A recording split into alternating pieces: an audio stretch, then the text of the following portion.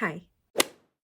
Before we can even begin to wrap up the entire year of 2025, we have to go over my quarter four wrap up. I can't forget quarter four, and I'm not going to skip over quarter four because it is my favorite quarter of the entire year. Okay, the holidays take place in quarter four. It is, however, going to be the shortest wrap up that I have because it's the busiest time of year for me for work. So I didn't read as much as I normally would. And not only that, while I did find incredible books, a majority of the books that I read in quarter four were mid.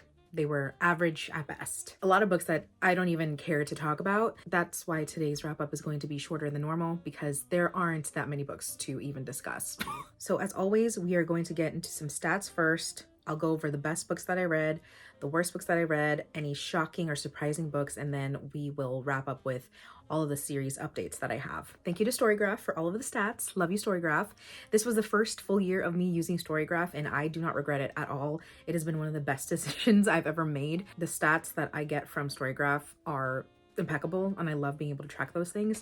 So I will definitely be using Storygraph from now on. So 2025 was the year for Storygraph. Thank you, Storygraph. All right, I have my notebook here. Let's get into some stats. From October to December of 2025, quarter four, I read 41 books. Again, this is the lowest amount of books I've ever read for a quarter. Totally makes sense. I mean, I didn't have a lot of time to read, honestly. I was actually struggling to find time to read in quarter four. In October, I read 14 books. November was my lowest reading month of the entire year. I only read 11 books, which is still a lot, I understand, but for me, it was low for my average. And in December, I managed to squeeze in 16 books.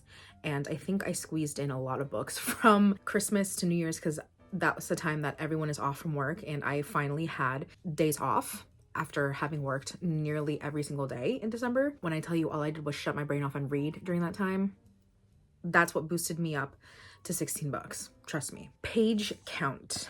15% of the books I read were less than 300 pages, 68% were 300 to 499 pages, and 17% of books I read were 500 pages and up. My top genres were romance, fantasy, contemporary, LGBTQIA, and horror. Wow, okay. For format, 17% of books I read were through audiobook, 41% through digital, and 41% print. So equally digital and print. So that's really great. My average star rating for quarter four was 3.36. I'm telling you, I read some mid books this quarter, mid, and also some flops as well. So I think also because I read a lot of cozy Halloween spooky romances and then also cozy Christmas romances, holiday romances, and a lot of them flopped. Yeah. But now that the stats are done, let's get into the best books. Again, this is going to be a short wrap up. I don't have many, but I did have some bangers. The first book that I read in quarter four that really was the first best book that I had read the entire quarter, and I think I read this like, I don't know, mid to late October maybe, and that is Daddy Issues by Kate Goldbeck. And this is the author of You Again, which is another contemporary romance that was inspired by When Harry Met Sally, and I love that book so much. Very polarizing author, I think. Some people really do not vibe with her books. I am a reader that does vibe with her books and her writing. I ate this book up. I read this book on a flight. Oh, I read this over Halloween weekend. That's when I read it. I got the arc of it and I read it on my flight from San Francisco to Boston because I had gone to Boston for Halloween weekend. And so I had read it, a majority of it, on that flight. And mind you, that was like an overnight flight. I like barely slept on that flight because I was reading this book the entire time. So Daddy Issues is about Sam, who's 26, completely lost in life. She is in a significant amount of student debt after getting a degree in art history, and 100% relatable. I don't know anyone in my age demographic that isn't in student loan debt. So yeah, she's currently working as a bartender. She moved back home. She's crashing in her mom's condo, and she has been since she graduated, and she's literally sleeping on this little futon bed in what her mom uses as an office space. And she's sharing this really tiny space with all of the comics that her and her dad had collected before he had left them for another family. Talk about daddy issues. Her mom wants to get rid of all these comics, but Sam doesn't want to because she's hoping that holding on to them will mean that one day her dad will come back and get them, and she'll have them waiting for him. And yeah, that hasn't happened yet. So she's been trying to get into a PhD program for the longest time, but hasn't been able to find her footing or get into any program. And truly it's because she's been dragging her feet. Her holding on to the comics is definitely a metaphor for her trying to hold on to the past, holding a candle for her dad.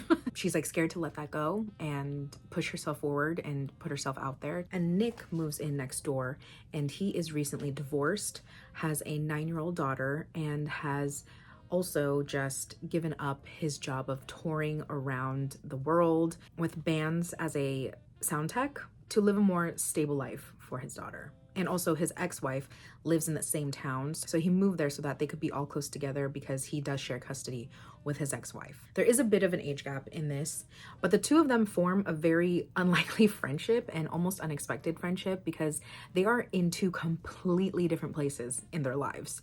Couldn't be more opposite, you know? Sam is still trying to figure her life out, and in a certain way just beginning. She's just trying to figure out what to do for the rest of her life. Nick is on the opposite end where he's done everything that he wants to do, and now he's settling down and, you know, living a more quiet life as a divorcee with a single kid. What I really loved about this romance was how realistic it was, because these two people were your average everyday people, normal people that you would meet on the street. No one was a professional athlete. No one was a billionaire. No one was in the mafia. No one was a cowboy. No one was a celebrity. Like, it was just a romance about two everyday normal people. I mean, Nick is divorced, a single dad, and he's a general manager at Chili's. The man manages at Chili's. Yeah. And honestly, I also would date someone that was a manager at Chili's. The amount of free meals I would eat there. Yeah, girl. I would too. I don't blame you. I would too, okay? To me, they had realistic problems that everyday people have to navigate and figure out. A lot of their issues were external, things definitely out of their control, but they were trying to make it work because they really cared about each other. And I love when in romance books, someone is very passionate about something and the other person really supports them. Even if they don't really understand what it is, they still are very supportive and encouraging with that person to pursue that hobby or their passion. And I love that. And that was definitely what Nick did for Sam. They got to know each other at their most vulnerable moment, and it was very tender and emotional, and I really enjoyed their relationship. I also love that there were such mundane, hot moments. For example, Nick drives a minivan. He's a single dad, of course. Sam's in the passenger seat, a little bit tipsy. Nick backs up the car with one arm around the headrest and his hand doing this on the steering wheel, and Sam's like, hot. And I'm like, girl, unfortunately, that would do it for me. That would also do it for me. Like, I get it. And at one point she barges into his Chili's. I think this is the same night. And he's working on a broken dishwasher, and he like rolls up his sleeves and is like screwing something, and she's literally just staring at him like feral. And again, I get it. I'm right there with you, sis. Like, I am right there with you. I get it. I understand completely. I do. That was a 5 out of 5 star book for me. A very unpopular opinion because I know a lot of people do not like this book and did not enjoy it, but I did. Okay? So do with that what you will. Completely changing gears. The next amazing book that I read in Q4 was The Reformatory by Tananarive Due. Holy fucking shit. All right, this book, I don't think I'll ever be able to put into words just how heavy this book is, but so important at the same time. But this book takes place in Jim Crow South, 1950s, Florida, and you have a 12-year-old boy named Robbie who is sentenced to go to the, Gracetown School for Boys, which is a reformatory, because he had kicked the son of one of the largest landowners in his area in defense of his older sister, because the son of that landowner was being very aggressive and trying to hit on Robbie's older sister, Gloria, and she was very much like, no, white boy. No, he wasn't taking the hint, as most men do, and Robbie was not having it. So he kicks the boy down, and the white boy's dad sees it, and Robbie gets sent away. Robbie has the ability to see ghosts, or haints as they're called in this book, and he begins to see the haints of the boys that have died at the reformatory. And through these haints, he sees the true horror of how these boys in this reformatory are getting treated and eventually what happens to them. This book gutted me. It truly gutted me. It's a very long book. I think it's upwards of 600 pages, and it took me a really long time to get through just because of how dense and how brutal this book can be when it comes to the treatment of these boys and also the treatment of Black people in the South at this time. The horror really comes from humanity and the evil that humanity is capable of, the horrible way that people treat others out of fear, out of bias. And there were many times in this book where I'm reading about these terrible things that are happening to these characters, and I have to remind myself that Robbie and his sister Gloria are kids. They are young adults and having to go through things that grown people will have never had to go through. My favorite character was definitely Gloria. As an eldest sister, she fought tooth and nail to free her brother and to get him the fuck out of there. She was putting her life in danger to get Robbie out of there. And that, honestly, there were moments where I teared up because as an eldest sister, I know I would do anything for my little brother, and I would, like, there's truly nothing in this world I wouldn't do for him. She had such bravery and determination and grit. I really admired her, and I you know, at that age, I couldn't imagine having to do half of the things that she had to do. Thank God for that ending. If it had ended any other way, genuinely, I would have crashed out. Truly, because I'm not gonna say what happened, but honestly, if the ending had gone in any other direction, I would have lost my mind for sure. For sure. Yeah. 5 out of 5 stars. An incredibly meaningful and impactful book. And this is definitely not the last Tananarive Due book that I read, for sure. Okay, and then once again, changing gears, I'm really going to give you guys whiplash with the way that I'm jumping from genre to genre. But the next best book that I read was Grayson Henry's Holiday Movie Marathon. You guys, this book took me by surprise. I was not at all expecting the amount of emotion in this book. I was not expecting this to be a 5 out of 5 stars. This book also gut punched me. Yeah, because this book is about Grace and Henry, who are 2 widows grieving the death of their spouses. Henry has a sweet little dog. Grace has 2 kids. So already they have a very interesting dynamic. Who the hell is at the door? Oh, I ordered DoorDash. Right. Grace and Henry actually get set up because of their moms. Their moms know that they're both going through grief. They're thinking that they can at least become friends, have someone to talk to. And at first they both think that their moms are trying to set them up to date. In their initial meeting, the both of them are like, absolutely not. I'm not in the mood to date. I'm not looking for anything. They don't even want to meet anyone new. They are completely against whatever their moms are scheming up to do. However, over the course of a few weeks, they start opening up to each other and they form a very sweet friendship that turns into a very tender romance because they're both cautious, you know, about opening their heart and being vulnerable with the other. But the way that it tackles grief is it's both devastating and heartwarming at the same time. Also, I was not expecting for this book to be as fucking hilarious as it is. Grace, her sarcasm and her dry humor, top tier. It complements Henry's sweet and earnest personality. The clever banter that they had between them, loved. The heavy undertone in this book is offset by the dark humor and dad jokes that were thrown in between. And it was just a joy to see them comfort each other in such a low time. I thought it was perfect for the holidays. I really love this. I gave it 5 stars. It was, to me, it was emotional. It was everything. It was sweet. There were holiday moments. It was just everything that I want in a holiday romance. So yeah, that is Grace and Henry. Okay. The last best book that I am going to talk to you about, I'm going to briefly go over because I want to go more in detail with my yearly recap because this is for sure going to be in my best books of 2025. And that is The Fall by Tal Bauer. Everyone is talking about heated rivalry this, heated rivalry that, but no one's talking about The Fall. Actually, that's fine because all of Tal Bauer's books that are gay hockey romances have been like traumatizing. And this one was the worst one. This is an 800-page gay hockey romance. Yeah, you heard me correctly. Yeah. After I read this book, I was truly emotionally raw and left completely hollow and empty. And I was ran through. I was. Yeah. I truly, like, I still can't even fully function after reading this book. Basically, you have Tori, who is sort of a washed up hockey player.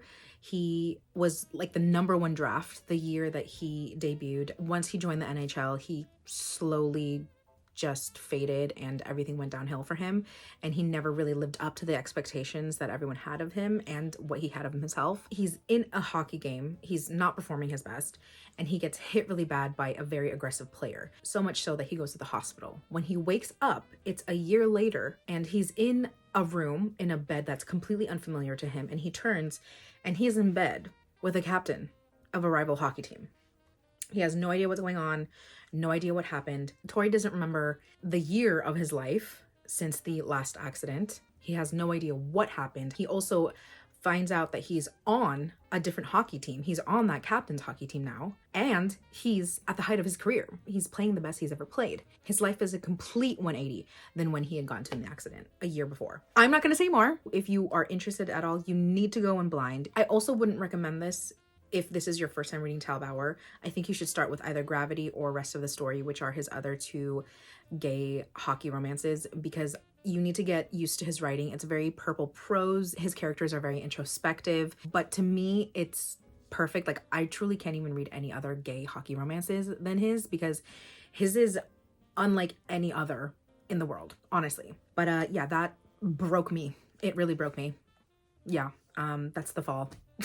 All right, now we get into the worst books, which they're not really the worst books. They're more disappointing books. And I only have 2 because, again, there were so many mid books that I don't even like care to talk about, but these are the 2 that I really had high hopes for, and they were the most disappointing. The first being Catabasis. Yeah, and you guys know this is an R.F. Kuang household, okay? We love R.F. Kuang in this house. I'll be the first to admit that this was... What was this? I don't know.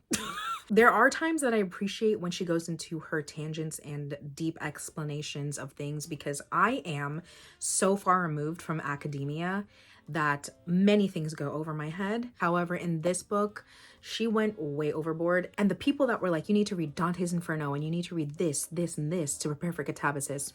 Are you guys okay? Because I understood most things just fine. Because one thing about R.F. Kuang, the girl is going to explain that shit. Okay, like, there was no deeper research that needed to be done, in my opinion, because the girl's gonna hit you over the head with it. You know what I mean? There are times that I appreciate that in Babel and her other books, but in this book, girl, I get it. Like, I got it. Like there was no need. So I understand that argument of that people have with her, because I truly felt it in this book. I didn't feel it as much in other books, but truly I felt it in this book. Also, the romance, no. Simply no. No. The romance was not needed, was not welcomed. I didn't care for it. I didn't want it, didn't need it. So that was a disappointment. Catabasis. Oh my God. Okay, another disappointing read. Girl Dinner by Olivia Blake. Jesus. Okay, here we go. I do think this book sparked incredible conversation and commentary on feminism, misogyny, the wage gap, trad wives. It definitely tackled a lot of those topics and gave really great insights and introspection on those through the characters. But why was it so fucking boring? Why was it so boring? Girl Dinner? Honey, these were scraps. I was starving by the end of this book. I was served nothing. Yeah, that's all I have to say, because I slogged through this book. The middle part, oh my God, just the monologues that these characters would go on and on and on and on about the same fucking thing. It's like, okay, I get it, okay? It was so repetitive, and same as R.F. Kuang, she was just hitting me over the head with it. I was like, girl, I get it. Don't worry. I know what you're trying to say. I get it. I get the message. I'm here. I've been listening. But like, oh my God, can something happen?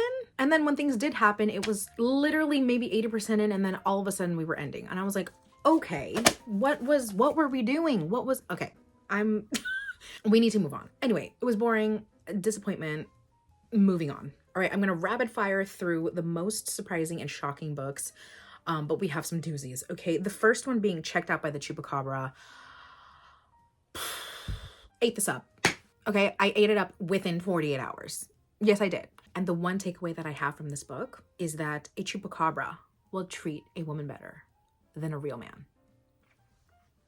That's the only note I have from this book. The next shocking book, really, when I say there is no one writing the way that this author is writing, truly one of a kind in their own lane.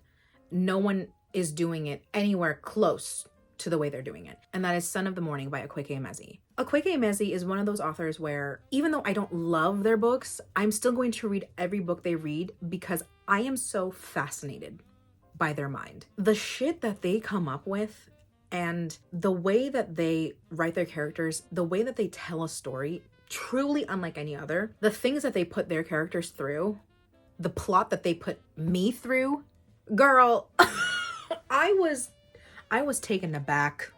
I was clutching my pearls. Even if I was a witch with a crystal ball, I couldn't have predicted anything that was going to happen in this book. I was gagged. I was taken on a journey. My flabbers were surely gasted. They were. This is a romantasy that has to do with a woman named Galilee, but she has certain powers that she doesn't really know what it means or what she's really capable of. And she meets Lucifer. The Lucifer you're thinking of, yeah. And his first in command, Leviathan. Lots of biblical references in this book. And when I tell you that adds to all of it, I'm speechless. Honestly, I always leave Akwaeke's books completely speechless because I don't know what to even think or say.